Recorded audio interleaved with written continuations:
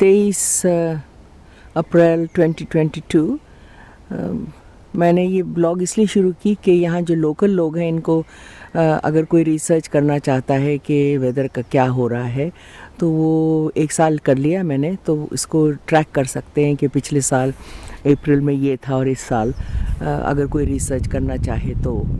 और दूसरे ये कि मेरे ख़ुद अपने ज़ाती इंटरेस्ट के लिए भी ये है घास जो हम उगाते हैं घोड़ों के लिए, तो इस साल इसका हाल ज़रा पतला है, बारिश नहीं हो रही है। 10 दिन हो गए हैं, अब 10 और दिन बारिश नहीं होगी और ये ग्रोइंग पीरियड है। ये जो फ्लावर है ये इंग्लिश वायलेट है, ब्लू वायलेट, और ये जो फ्लावर है ये है ग्राउंड आइवी। तो 2 किस्म के फ्लावर्स इसी एरिया में हैं और ऑफ कोर्स ब्लूबेल्स भी हैं। द वाइट फ्लावर जो है ये सफ़ेद फ्लावर, ये ग्रेटर स्टिच वर्ट है, STITCH वर्ट, WORT, और उसके साथ ब्लूबेल है, दोनों एक साथ उग रहे हैं।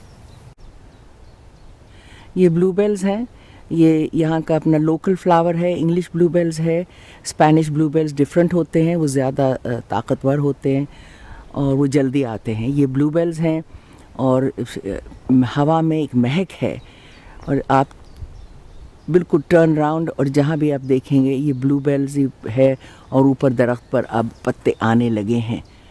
तो ये जल्दी जल्दी फ्लावर करेंगे ताकि फिर बीज बने और इनकी लाइफ साइकिल कंप्लीट हो।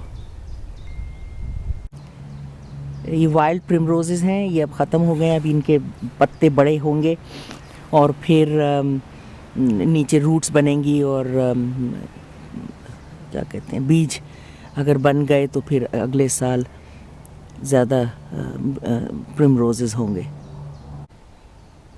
इस पैच में प्रिमरोजेस अभी अच्छी तरह से उग रहे और फ्लावर भी कर रहे हैं और ब्लूबेल्स भी आ रहे हैं, मगर पीछे जो है वहाँ ब्लूबेल ज़्यादा आ गए हैं, जल्दी आ गए हैं। और ये आमतौर पे मई में आते थे और अभी 23 अप्रैल है, तो वही 10 दिन 2 हफ्ते पहले आ रहे हर चीज़।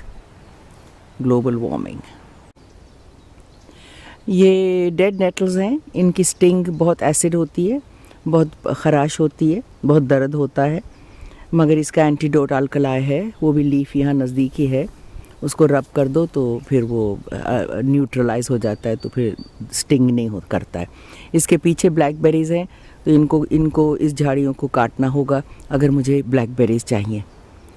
तो अभी थोड़े दिनों में अगले ट्रिप पर इनको फिर काटेंगे और क्या।